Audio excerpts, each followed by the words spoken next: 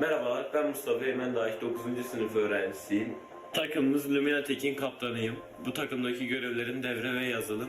Takım olarak hedefimiz bu süreçte başarılı olmak ve kendimize yeni şeyler katmak.